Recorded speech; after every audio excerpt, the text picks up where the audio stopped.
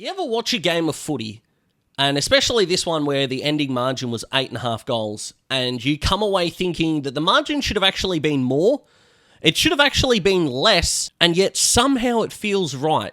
The actual Goldilocks of Aussie rules football. This was a weird game in which both sides with the footy were looking okay-ish in the first quarter. The Giants were definitely better on turnover in this one throughout the entire day. The Pies were okay on turnover. We'll talk about their goal kicking in just a second. But what was incredible about watching this was that both teams without the footy looked bad.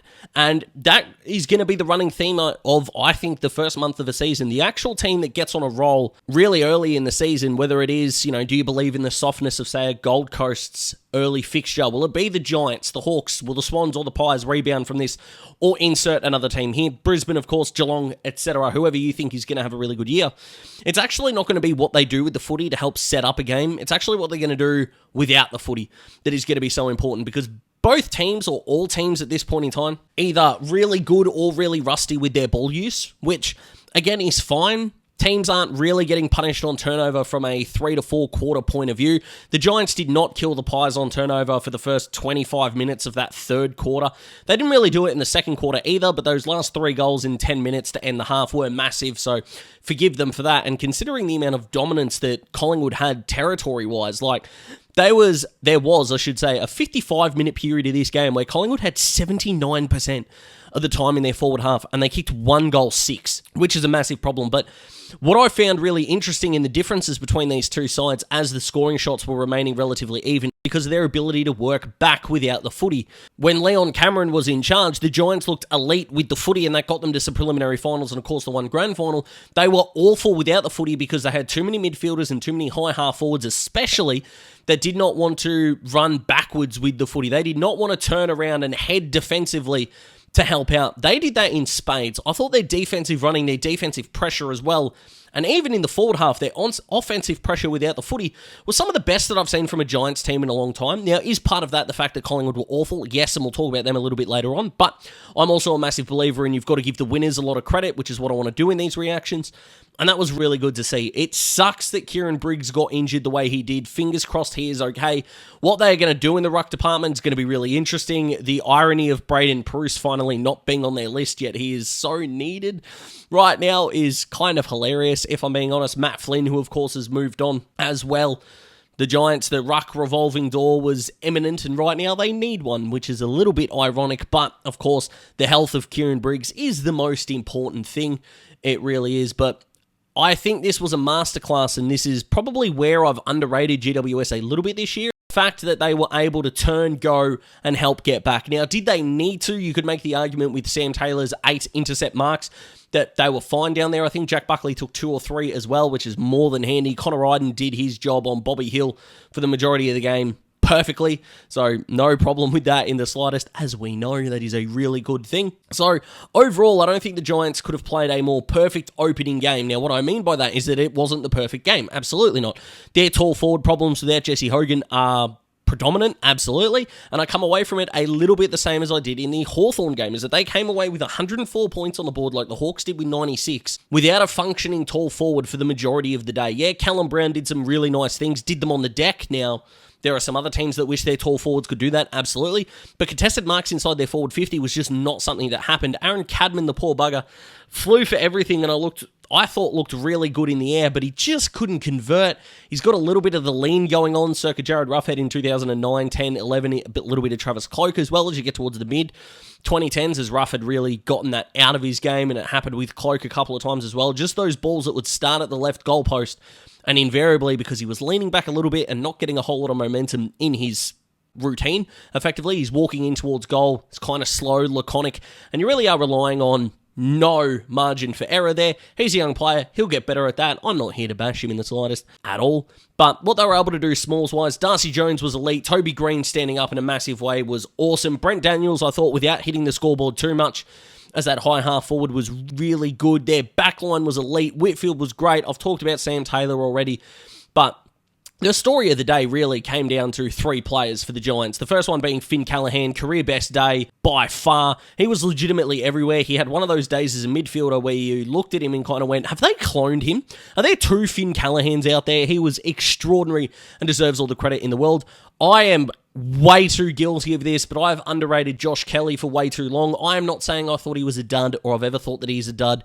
That is not the case in the slightest, but at some point I've thought he's got to fall away. Right, but his playing style is just unbelievably suited to the way the Giants want to play footy. He was absolutely everywhere. And I thought with the release of Isaac coming, especially out of the Giants side, Lockie Ash stood up. Massive way, and in fact the Giants was insanely good. 5 of their 6 starting defenders had disposal efficiencies above 80%. And their kicking efficiency for the first 2.5 quarters was 82% as well. They were just moving the ball brilliantly out of that backline because they were afforded the ability to, and I thought they were genuinely fantastic. A win that is definitely a middle finger to those who thought they were lazy or maybe haven't rated them properly coming into the year. I'll happily accept that middle finger. One of my bold calls in my bold call video was that they would miss the 8. I'm not saying they're a lock in there at all, but in terms of turning that opinion around, couldn't have done a much better job than the Giants did.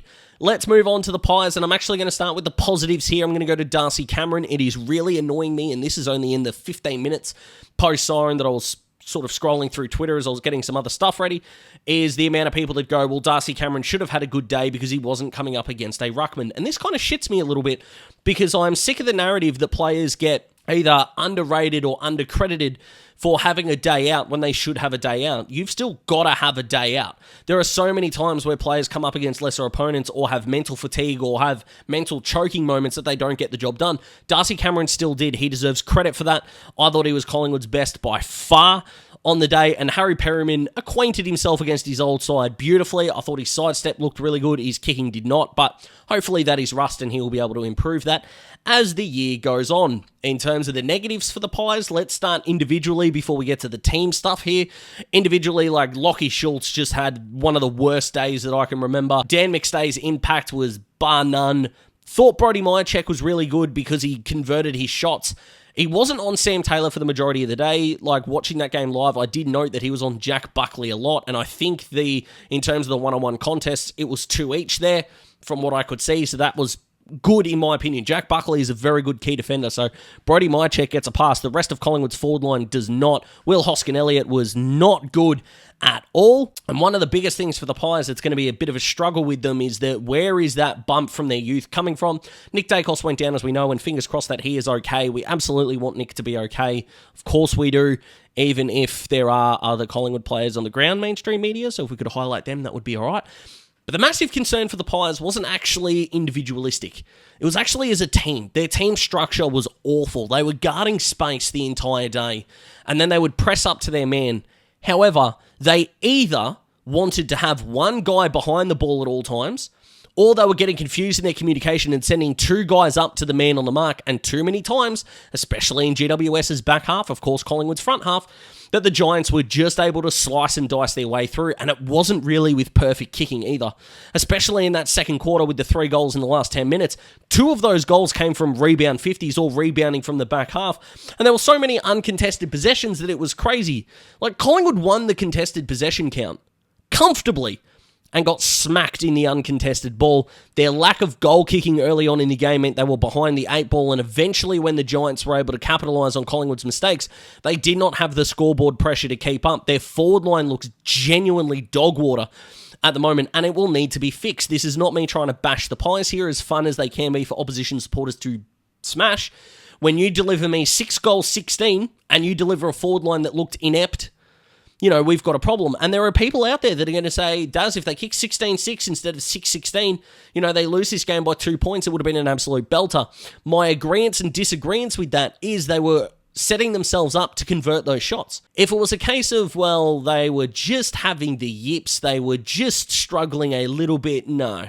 These were shots that AFL players put through. And if your goal kicking is going to be rusty because everything else is allowed to be an opening round, I will concede that, for sure. You still lost the game by 8.5 goals. Darcy Moore as well was not great in the slightest. Collingwood's youth right now looks real shaky. At best, Can they rebound from this against Port Adelaide? Absolutely they can. Do I still think the Pies are going to be favourites going into that game? Yes, I do. Because 4 quarters in the legs is going to be a good thing.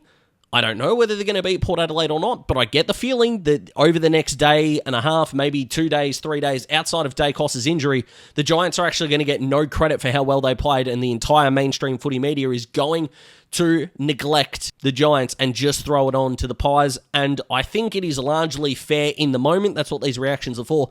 By the time we hit Tuesday, guys, there are going to be other things to talk about, more teams to be previewed, more teams to be reviewed, so let's move past that.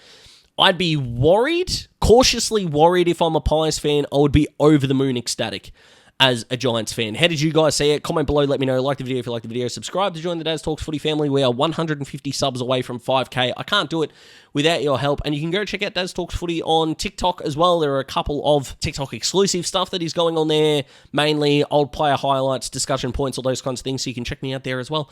I hope you've had an awesome weekend. Opening round has felt very weird. Okay, very weird, but round 1, everyone's playing next week. I'm pumped for it, and we've got a competition that is coming against the odds that you guys will be able to see in the community notice board, which you can only access if you're subscribing on Wednesday night. So have a good one, guys. Stay well, stay safe, beat the heat, or of course, if you're still in the cyclone and you're cleaning up, I hope everything is as okay as it can be. Love you all. See you in the next one.